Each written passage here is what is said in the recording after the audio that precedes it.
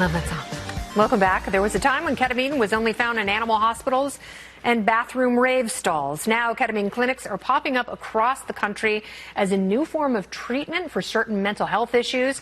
Studies are showing monitored doses can potentially treat anxiety, chronic pain, addiction, and depression. So could a once demonized club drug like ketamine be the future of therapy? Joining me now to discuss, the Chief Brand Officer of My Self Wellness, Charles Patti, is here. My eyes are up here, Charles. How are you, dear?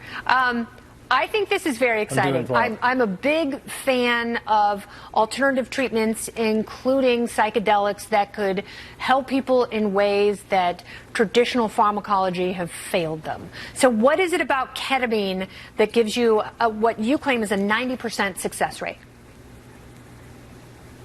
So ketamine is a dissociative anesthetic that was FDA approved in 1970. It's one of the safest, least toxic anesthetics on the market, but we are seeing amazing results at My Self Wellness. We actually specialize in psychedelic ketamine therapy, and a psychedelic dose of ketamine can be very relatable to an hour-long DMT or ayahuasca session. Oh, interesting. And walk me through it. How does it work? If someone comes to you and they say, I've got crippling anxiety or depression, how do you help them?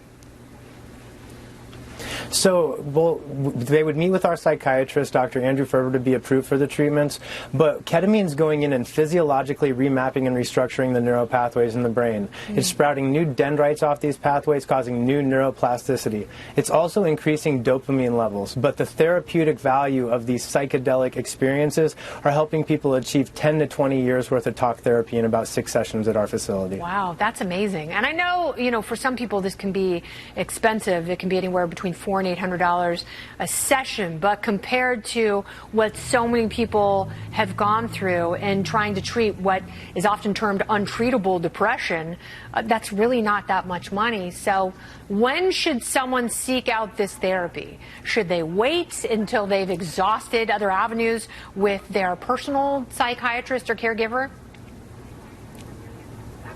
Honestly, I think that this should be a first line of defense. I just want to let everybody know that I actually quit a 6-year heroin addiction from a DMT experience, and I actually quit using cocaine and alcohol that I was self-medicating with from a 6-gram mushroom trip. So we have access to psychedelic therapy now with ketamine, and to tell you the truth, people don't have to suffer anymore. We have a legal option now. Have you worked with veterans organizations to help veterans who have been underserved by the government?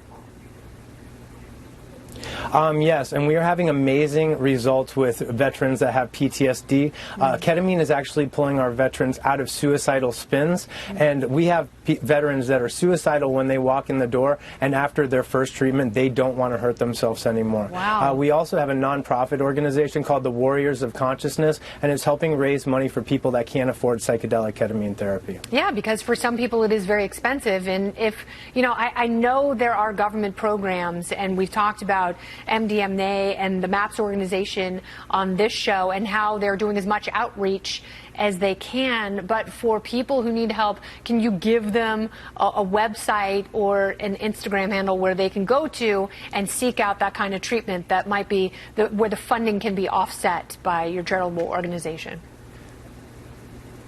So our website at My Self Wellness is www.myselfwellness.center, and the website for the Warriors of Consciousness is www.wocfund.org.